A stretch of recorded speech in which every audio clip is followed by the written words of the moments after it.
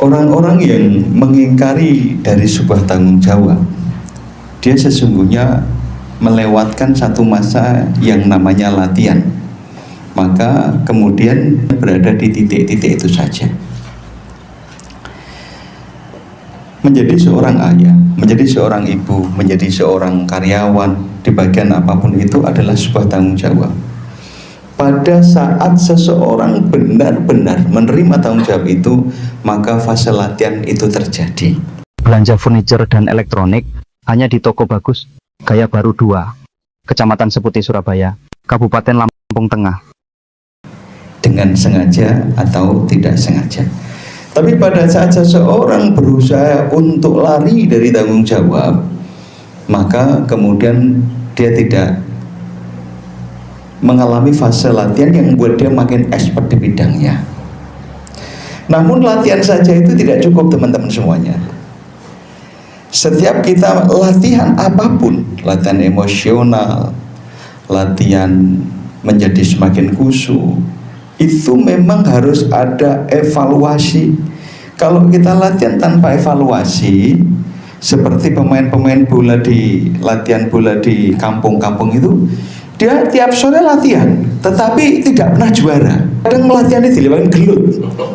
Harusnya setelah mereka latihan itu mereka evaluasi mana tadi yang harus dipenuhi dan segala macamnya.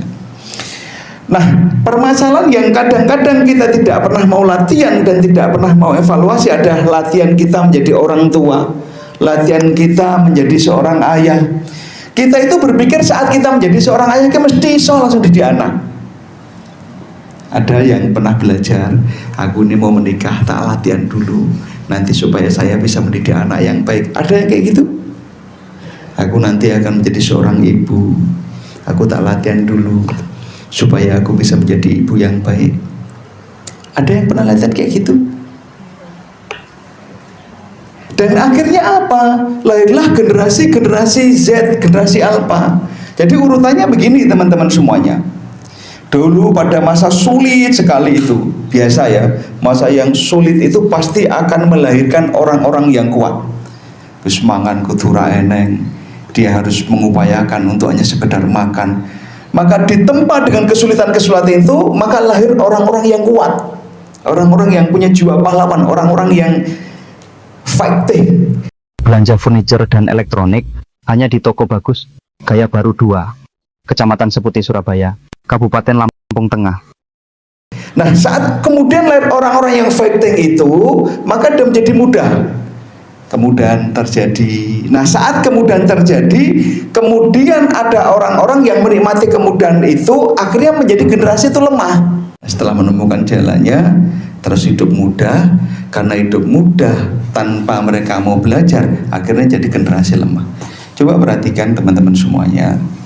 Kebanyakan anak-anak dari seorang anak yang milenial itu cenderung agak susah diatur. Kenapa? Masa milenial itu sebenarnya masa transisi yang mengalami 3 fase.